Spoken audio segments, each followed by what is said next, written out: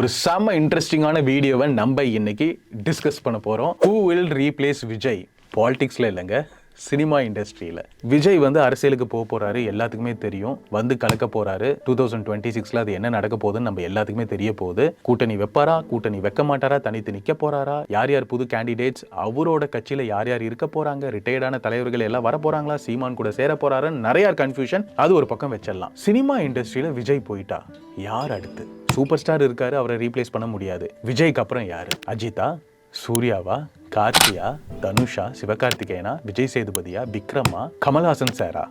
கமல்ஹாசன் சார்ல இதில் நம்ம இழுக்கவே முடியாது, ஏன்னா அவ்வளோ பெரிய லெஜெண்ட் அவரும் சூப்பர் ஸ்டாரும் வேற ரகம். விஜயும் அஜித் சாரும் பார்த்தீங்கன்னா கிட்டத்தட்ட ஈக்குவல் தான், அது எல்லாத்துக்குமே தெரியும். அவர் ஒன்ஸ் அப்பு போனார்னா இவர் டவுன் ஆவார், இவர் அப்பு போனார்னா இவர் டவுன் ஆவார். ஏன்னா இவங்க ரெண்டு பேருமே பார்த்தீங்கன்னா ஒரு பிளான்டு ஹீரோஸ்ன்னு நான் சொல்லுவேன். இவர் படம் ஒரு பொங்கலுக்கு ஹிட் ஆகும், அவர் படம் அடுத்த பொங்கலுக்கு ஹிட் ஆகும். இவர் தீபாவளிக்கு சோலோவா அடிப்பார், அவர் அடுத்த தீபாவளிக்கு சோலோவா அடிப்பார். இவரோட படத்தில் இருக்க கேஸ்ட் இவர் யூஸ் பண்ணுவார், இவரோட கேரக்டர்ஸ் வந்து இவர் யூஸ் பண்ணுவார் இவரோட படத்தில். இவங்க ரெண்டு பேத்துக்குள்ள பார்த்தீங்கன்னா செம்மையா வேவ்லென்த் போயிட்டே இருக்கும். இது பிளான்டா ரெண்டு பேரும் பண்றாங்களா, இல்ல வந்து டைரக்டர்ஸ் வந்து இதை யோசிச்சு பண்றாங்களா அப்படின்னு நம்ம யாருக்குமே புரியல. ஆனா ஒரு பக்கம் பாத்தீங்கன்னா விஜய் அஜித் ஃபேன்ஸ் அடிச்சுட்டு தான் இருக்காங்க. ஆனா சில மெச்சூர்ட் ஃபேன்ஸ் நல்லா ரெண்டு ஹீரோஸும் சப்போர்ட் பண்ணிட்டு தான் இருக்காங்க. அந்த பக்கம் நம்ம போக வேண்டாம். விஜய்க்கு அப்புறம் எனக்கு தெரிஞ்சு அஜித் தான் இருக்காரு. விஜய் சார் அரசியலுக்கு போனதுக்கு அப்புறம் கன்ஃபார்மா அஜித் சார் தான் நம்பர் 1 வர போறாரு. இப்போ கோட் முடிச்சதுக்கு அப்புறம் அடுத்த படம் ஹெச் வினோத்னு சொல்றாங்க, அதுல சமந்தாவும் இருக்காங்கன்னு சொல்லி சில பல நியூஸ்லாம் வந்துட்டு இருக்கு. அது இன்னும் அபிஷியலா கன்ஃபார்ம் ஆகல, விஜய் சார் இன்னும் சொல்லல அவங்க தரப்புல இருந்து. அஜித் சார் பாத்தீங்கன்னா இன்னொரு பக்கம் பயங்கர ஸ்பீடா படத்துல எல்லாத்துலயும் கமிட் ஆகி போயிட்டே இருக்காருங்க. விடாமுயற்சி.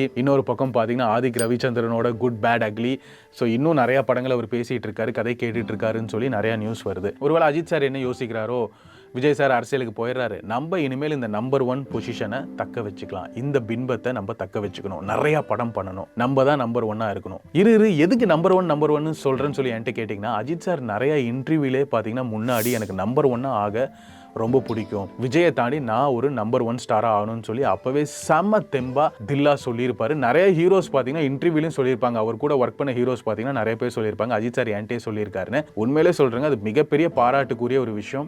மனுஷன் பாத்தீங்கன்னா செம்ம கான்ஃபிடென்ட்டா இருக்காரு. விஜய் சார் கூட போட்டி போடுறதுக்கு ஒரே ஆள் அஜித் சார் தான். ரெண்டு பேரும் பாத்தீங்கன்னா ஈக்குவல்னு சொல்லலாம். ஏன்னா விஜய் சார் அரசியலுக்கு போயிட்டாருன்னா இவர் கூட போட்டி போடுற நம்பர் 1 ஹீரோ யாரு? அஜித் சார் தான், வேற யாருமே இல்ல. ஏன்னா சூப்பர் ஸ்டாரையும் நம்ம கம்பேர் பண்ணக்கூடாது, கமல்ஹாசன் சாரையும் கம்பேர் பண்ண கூடாது, ரெண்டு பேரும் வேற வேற பின்பம். விஜய் சார் பாலிடிக்ஸ்க்கு போயிட்டா அஜித் சார்னால தான் படம் நிறைய நடிச்சு இப்ப இருக்க ஆடியன்ஸை சாட்டிஸ்ஃபை பண்ண முடியும். அப்ப விஜய் சார் பொசிஷன்ல அஜித் சாரை தான் எல்லாரும் பார்ப்பாங்க. விஜய் சார் ஃபேன்ஸ் ஒரு பக்கம் அவரை பொலிட்டிக்கலா சப்போர்ட் பண்ணிட்டு இருந்தாலும் அஜித் சார் படத்துக்கு தான் அவங்களும் வந்து ஆகணும். ஏன்னா அடுத்த பின்பம் பாத்தீங்கன்னா சினிமா இண்டஸ்ட்ரியில அவர் மட்டும் தான் இருக்காரு. ஸோ அஜித் சாரோட சாய்ஸ் ஆஃப் மூவிஸ் பார்த்தீங்கன்னா இனிமேல் மாறுமா, இல்லை ஒரே பேட்டர்ல தான் நடிச்சிட்டு போவாரா? ஏன்னா விடாமுயற்சி பார்த்தீங்கன்னா ஒரு லுக் விட்டுருந்தாங்க, கேஷுவலாக நடந்துட்டு வந்துட்டு இருக்க மாதிரி. எனக்கு பர்சனலாக ஒரு ஃபேவரட் லுக்குங்க, சூப்பராகவே இருந்தார். இன்னொரு பக்கம் பார்த்தீங்கன்னா குட் பேட் அக்லியில் ஒரு பயங்கரமான தக் லைஃப்ல இருக்காரு. ஏன்னா ஆதிக் ரவிச்சந்தர் படனாலே அப்படிதான் இருக்கும். ஸோ பயங்கரமா காமிச்சிருக்காங்க. வெங்கட் பிரபுவோட இப்போ ரீசெண்டாக ஒரு ஃபோட்டோ போட்டிருந்தாரு விடாமுயற்சி ஷூட்டிங்ல இருக்கும்போது.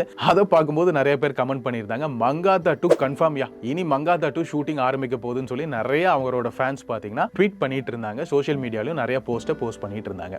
ஸோ மங்காத்தா 2லாம் வந்துச்சுன்னா நினைச்சு பாருங்க, 50th படமே அப்படி ஒரு ஹிட். மறுபடியும் மங்காத்தா 2 வந்துச்சுன்னா செமையாவே இருக்கும். அஜித் சார் ஒரு பயங்கரமான பேட் காப்ல நம்ம பார்க்கலாம். சில தரப்பு என்ன சொல்றாங்கன்னா, அஜித் சார் 2-3 படம் தான் நடிக்க போறாரு, அதுக்கப்புறம் பார்த்தீங்கன்னா ஃபுல்லா வேர்ல்ட் ட்ரிப்ல கான்சன்ட்ரேட் பண்ண போறாரு, அவரு சினிமா விட்டு போக போறாரு, அவர் லைஃப் அவர் பர்சனல் லைஃபை என்ஜாய் பண்ண போறாரு, கார் ரேசிங், ட்ரோன் ஆபரேஷன், ஃப்ரெண்ட்ஸோட சேர்ந்து பைக்ல சுத்த போறாருன்னு சொல்லி நிறைய நியூஸ் வருது. என்னடா அது, அப்ப இவரும் போயிட்டா அடுத்து யார் இருக்கா? சிவகார்த்திகேயன், அப்புறம் விஜய் சேதுபதி, தனுஷ், சிம்பு இவங்கெல்லாம் வருவாங்களா? ஏன்னா அந்த நியூஸ் தான் இப்போ ஸ்ட்ராங்கா வருது. விஜய் சார் போயிட்டாருன்னா ஒரு 2 இயர்ஸ் தான், அதுக்கப்புறம் அஜித் சாரும் ரெஸ்ட் எடுக்க போறாரு. அப்போ இவங்க ரெண்டு பேரும் யங்ஸ்டர்ஸ்க்கு வழி விட போறாங்களா? என்னதான் இருந்தாலுங்க விஜய் சார் வந்து ஒரு டாப் பொசிஷன்ல இருந்து அரசியலுக்கு வரதே பாத்தீங்கன்னா ஒரு பெரிய விஷயம் தான். ஆனாலும் நிறைய ஃபேன்ஸ்னால ஏத்துக்க முடியல. தலைவா நீ டாப் கியர்ல போயிட்டு இருக்க, படம் நடி, அரசியலுக்கு வராதுன்னு சொல்லி நிறைய பேர் சொல்றாங்க. ஆனா அவரோட ஜட்ஜ்மெண்ட்டை நம்ம என்னைக்குமே டிஸ்டர்ப் பண்ண முடியாது. அவங்கவங்க ஓன் டெசிஷன், அவருக்கு என்ன பண்ணணும்னு அவருக்கு தெரியும். ஆனா அஜித் சார் பாத்தீங்கன்னா கொஞ்சம் லேட்டா ஆடியன்ஸ் ஃபீல் பண்றது என்னன்னா, ஃபேனா என்ன தலைவா நீ லேட்டா விட்டுட்டு இருக்க, வருஷத்துக்கு ஒரு படம் விடுன்னு சொல்லி நிறைய ஃபேன்ஸ் கதறதும் நம்மளால பார்க்க முடியும். ஸோ அஜித் சார் எனக்கு என்னமோ ஸ்பீடா படம் பண்ண போறாரோ, இனி வருஷத்துக்கு ஒரு படம் பண்ணுவாரோ அப்படின்னு சொல்லி அவர் தரப்புல இருந்து சில நியூஸ்லாம் வருது. அப்படி வந்துச்சுன்னா ஃபேன்ஸ் எல்லாமே தலைவா வா தலைவான்னு சொல்லி என்ஜாய் பண்ணுவாங்க. தோனி எப்படி சடனா முடிவு எடுப்பாரோ, நம்ம ஃபேன்ஸ்னால என்ன தலைவா அப்படின்னு நம்ம எதிர்பார்க்க முடியாதோ, அதே மாதிரி தான் விஜய் அவர் எடுக்கிற முடிவும் பாத்தீங்கன்னா நம்மளால ஏத்துக்க முடியாம இருக்கும். சரி ஏத்துக்கிட்டு தானே ஆகணும் அப்படின்னு தான் போகுது. நீங்க சொல்லுங்க, விஜய் அரசியலுக்கு வருது உங்களுக்கு பிடிச்சிருக்கா?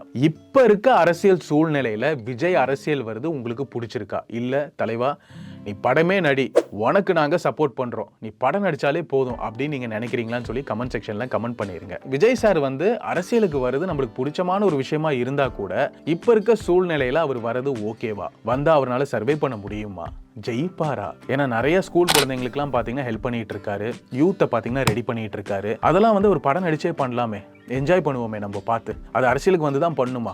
அரசியலுக்கு வராமே அவர் வந்து உதவி பண்ணிட்டு போயிடலாமே. இதுக்கு ஒரு கட்சி ஆரம்பிச்சு சிஎம் ஆகி இப்ப இருக்க சூழ்நிலையில அவருக்கு செட் ஆகுமா? ஏன்னா ரஜினி சார் பாத்தீங்கன்னா இப்படிதான் பல வருஷமா நான் வரேன் இல்ல நான் வரமாட்டேன், இல்ல நான் வரேன் அப்படின்னு சொல்லி கடைசியில வரல. கமல்ஹாசன் சார் அரசியலுக்கு வந்து எந்த நிலைமை ஆச்சுன்னு சொல்லி உங்க எல்லாத்துக்குமே தெரியும். விஜய் சார் வர போறாரு, அவ்வளவு பெரிய கட்சிகள் இருக்கும்போது இவரால சர்வே பண்ண முடியுமா? சினிமா இண்டஸ்ட்ரியில அவர் போனதுக்கு அப்புறம் அஜித் சார் தான் நம்பர் 1 வர போறாரா? இல்ல அஜித் சார் ரிட்டையர் ஆயிட்டா எந்த ஹீரோக்கு நீங்க சப்போர்ட் பண்ணுவீங்க?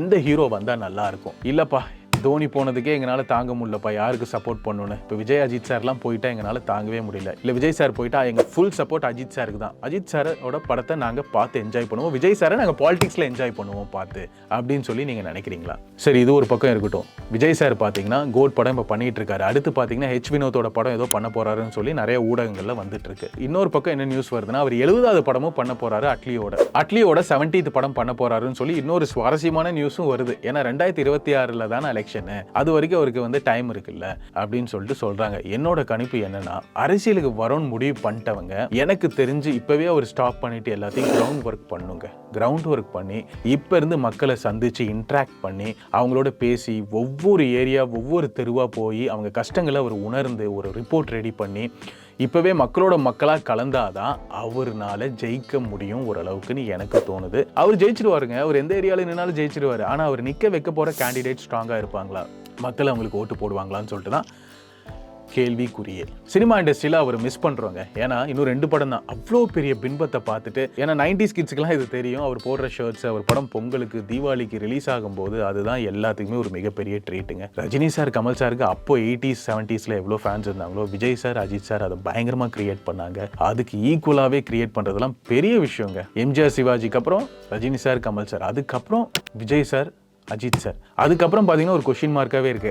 ஏன்னா அந்த அளவுக்கு ஒரு பெரிய பின்பம் இல்லை. ஆனால் இவங்க 2 பேர் இருக்கும்போது அது விஜய் சாரை மிஸ் பண்ணும்போது நம்மளுக்கு அது வந்து ஒரு பெரிய லாஸாகவே இருக்கும் சினிமா இண்டஸ்ட்ரியில். இனிமேல் அவரை பார்க்க முடியாதா, இனிமேல் படம் நடிப்பாரா, இல்லை அரசியல் ஏதாவது நெகட்டிவாக அவருக்கு அமைஞ்சிருச்சுன்னா மறுபடியும் படத்துக்கு வருவாரா, அது எல்லாமே கேள்விக்குறியாக தான் இருக்கு. Who will replace Vijay in cinema இண்டஸ்ட்ரினா என்னோட தாட் அஜித் சார் இருக்காரு. ஆனால் அஜித் சார் இல்லைனா தான் அதுக்கான ஆன்சரே இல்லை. அஜித் சார் ரீப்ளேஸ் பண்ணுறதுக்கு நிறைய வாய்ப்பு இருக்கு. ஆனாலும் விஜய் சார் தாங்க. இவருக்கு ஒரு ஸ்டைல், இவரோட டான்ஸ் மிஸ் பண்ணுவோம், இவரோட பாட்டு செலெக்ஷன் மிஸ் பண்ணுவோம், இவரோட ஃபைட்டை மிஸ் பண்ணுவோம், இவரோட டைலாக் டெலிவரி மிஸ் பண்ணுவோம், நிறைய மிஸ் பண்ணுவோம்.